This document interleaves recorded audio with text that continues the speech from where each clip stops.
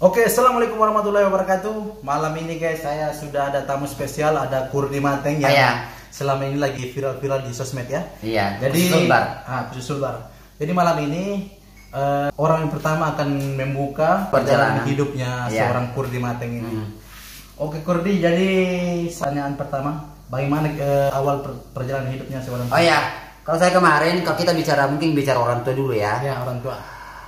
Itu kemarin toh itu bapakku tiga istrinya bapakku, terus yang istri pertama adalah mamaku toh, dan itu mamaku kasihan dia waktunya hamil mengandung di saya, sudah hamil berat selama masuk sudah hampir 9 bulan, maksudnya hamil berat. Nah tinggal ini bapakku pergi ya, begitu nih kan orang tua itu bader-bader gitu, selalu pergi mengodok-odok. Sementara istrinya hamil berat, sayang itu. Oh, kita nih itu, bapak itu mengodok-odok, sementara kita di rahim ini. Iya, di rahim. Sudah mau lahir. Itu mama aku tinggal, ini cerita dari kakak pertama saya yang merawat saya. Karena waktu kecil itu yang merawat itu kakak pertamaku.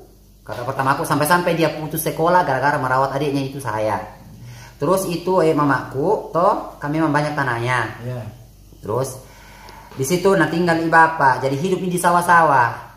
Apa namakan kayak orang-orang dulu, dia makan ini kayak itu yang ada itu di pohon sagu, nggak tahu apa yang dibelah-belah itu. Kalau kita sekarang tidak tahu itu nggak apa, sudah zaman ini sekarang ini zaman modern. Tidak tahu itu yang namanya pohon-pohon sagu yang dimakan di situ, karena orang dulu itu makannya dari situ. Terus dia tinggal itu ibuku, mamaku tuh sementara hamil, dan pada saat dia sudah melahirkan datang bapak lahir mungkin situ. Dan tidak lama itu lahir pergi lagi bapak. Begitu lagi kelopannya selalu bertengkar. Jadi bertengkar pergi lagi. Ya, jadi ini yang membesarkan ini anaknya ya mama. Tidak ada tanggung jawabnya dulu dari bapak. Jadi setelah lagi begitu nih sakit mamaku toh, datang bapak di rumah. Terus ya nanti datang sakit istrinya. Jadi itu mamaku sebelum dia meninggal berpesan kepada anak pertama. Bilang kalau meninggal ke ini anak jangan kamu biarkan bapakmu menjual tanah, karena kalau biarkan bapakmu jual tanah nanti ini kamu berkeliaran tidak tahu kemana. Sekarang sudah nyata, bapak sudah jual tanah, ibu sudah meninggal, itu almarhum sudah berpesan kemarin, ternyata sudah terjadi. Kita berkeliaran sekarang, ada yang di Malaysia, ada yang di Jakarta, pokoknya kita berkeliaran ini selama ibu meninggal karena bapak itu beristri. Tapi bapak juga ikut meninggal. Terus meninggalnya mama saya di umur 8 bulan. Dan saya tidak pernah tahu bagaimana wajahnya karena fotonya tidak ada. Karena Kurdi baru 8 bulan mama sudah meninggal. Baru 8 bulan. Jadi saya pribadi jujur, kalau saya tuh melihat ke itu orang, nama Rahi dulu anaknya baru sayang gitu. Saya itu merasa merasa iba, maksudnya kepikiran begitu kan. Andaikan saya bisa seperti itu, karena saya pribadi dari kecil sampai sekarang sudah umur 25 tahun ke atas, saya tidak pernah merasakan kasih sayang ibu. Karena wajahnya saya tidak lihat ya. Tidak tahu, karena memang fotonya tidak ada. Karena itu kemarin karena menangis terus itu kakak pertama, fotonya itu mama dibakar katanya. Dibakar. Yang mana siapa? Bapak. Karena menangis terus kakak pertama. Jadi saya pribadi itu intinya saya lahir ini. Kalau untuk kasih sayang dari orang tua, saya tidak pernah merasakan kasih sayang dari ibu sampai sekarang. Ya kan sudah meninggal. Kalau bapak pernah lihat wajahnya bapak? Iya pernah, tapi kemarin itu kan kita tidak mau materi. Jadi saya ngumpul sama saudara saya, kakak pertama yang rawat saya perempuan. Jadi itu lucunya, kakak pertama saya itu waktu kecil, saya belum umur SD mungkin kelas 1, nanti kelas 2 saya ditanya. Itu dulu saya panggil kakak saya itu saya panggil ibu, karena mereka itu merahasiakan bahwa ibu sudah meninggal. Berarti kakak kami perempuan? Iya perempuan. Kakak pertama itu yang saya panggil ibu. Ku panggil ibu itu kakakku karena ku kira mamaku. Ternyata mamaku meninggal nih katanya. Umur berapa baru bisa ditahu bahwa dia itu? Saya itu nanti umur masuk SD kalau nggak salah, kemarin saya ingatnya kelas 2 SD atau kelas 3. Kelas 2 SD baru ditahu bahwa baru dia bilang adek jangan kamu panggil mama terus. Karena sebenarnya mama itu sudah meninggal. Jadi dia pergi di kuburnya. Tidak percaya Kak. Jadi ketika pada saat itu apa perasaan yang dirasakan oleh Kurdi? Ya saya itu sudah kayak gimana mungkin bermain atau apa, sangat tidak percaya. Itu bercanda ya? Iya, karena juga kemarin itu, karena kan itu kakakku banyak yang datang laki-laki suka toh. Iya, iya. Nah kira itu Pak Lolangnya bahasa di sini ya, mungkin Pak Lolang, ya. Pak Lolang, mungkin sudah tahu anak Sulbar. Ya. Nah kira itu Pak Lolangnya janda, karena ada saya, adiknya ada 4. Dia rawat kan dia kakak pertama. Nah kira janda, ternyata kita bersaudara. Jadi itu kakak juga sudah mau jujur, nggak usah selalu dibilang ibu, karena saya kakakmu kak ini bukan kak ibumu. Pak banyak datang mau odo orang, nah kira janda, begitu. Nah terus ada menelpon. Ya. Terus apalagi perjalanan ya alhamdulillah sekarang ya ini ya. Enggak tunggu. Kurdi ini bersaudara berapa bersaudara Kurdi? 6 orang. 6 orang. 6 orang. Kurdi anaknya berapa? Anak terakhir. Anak terakhir. Nah. Berarti saudara Kurdi itu sekarang masih hidup semua? Iya. Masih ada semua ya? Meninggal 1. Oh meninggal 1. Meninggal laki-laki 1 meninggal.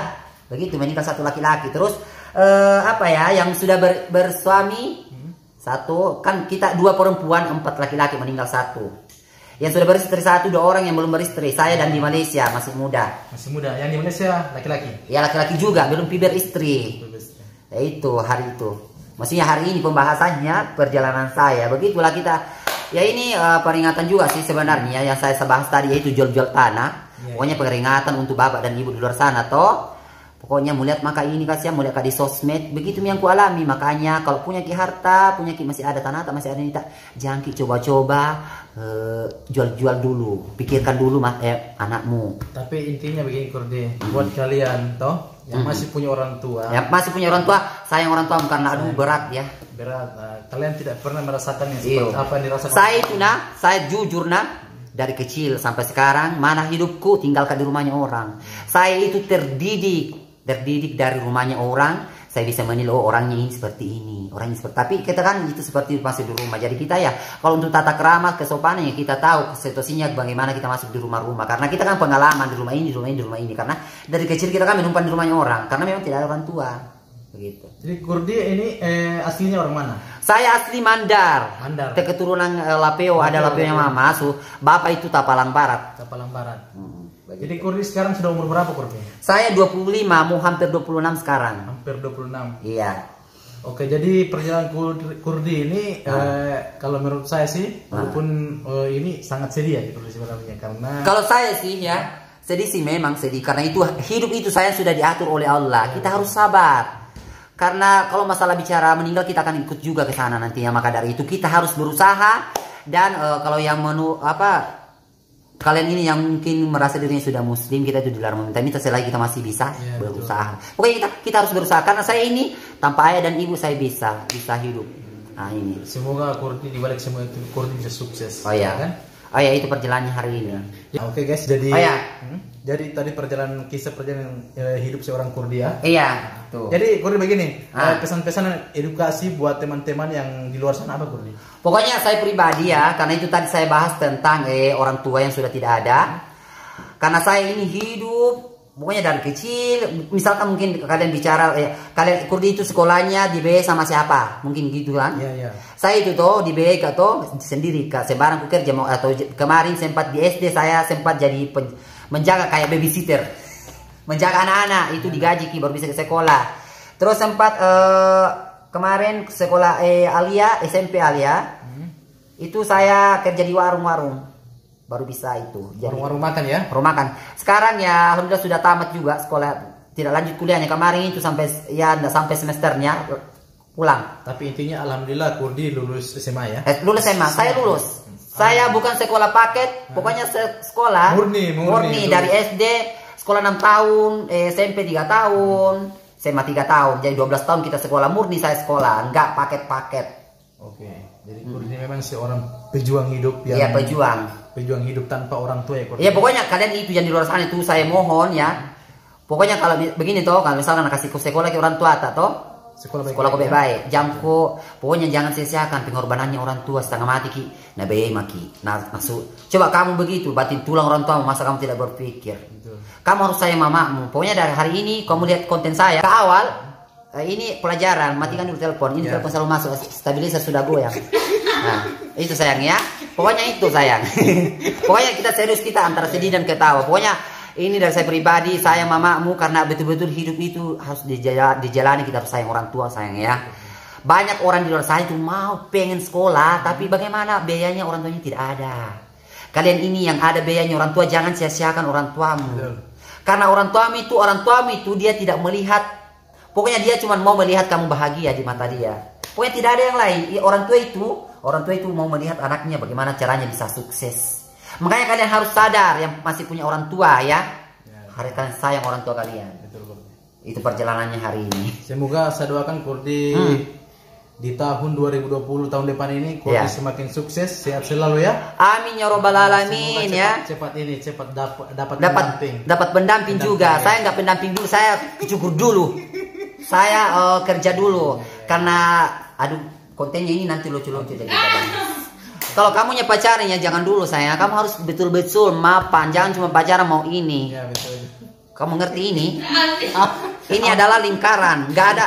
Jangan ya. Pokoknya aku logika yang secara halus. Kalau kamunya mau nikah, cuman kamunya mau mengarah ke sini, nggak mampu hidupin anaknya orang yang ini ya. Kamunya maunya, jangan nikah dulu sayang ya. Karena anaknya orang itu jangan heran. Ini kalau kita perempuan itu kita dibiayai sama orang tua. Tapi kalau kalian sudah mengambil anaknya orang, kalian sudah jadi orang tuanya. Makanya kita laki-laki harus mapan dulu ya. Gak usah nikah kalau kayak kambing ayam. Oke guys, terima kasih sudah menjadi bintang tamu. Bintang tamu malam hari ini. Dia part kedua ya. Part kedua. Part keduanya ini perjalanan Kurdi. Iya, sudah dapat pekerjaan. Oke. Ya, di part jangan lupa ya di like nya dan subscribe channelnya teman aku ini. Awal Seni Channel gitu, oke.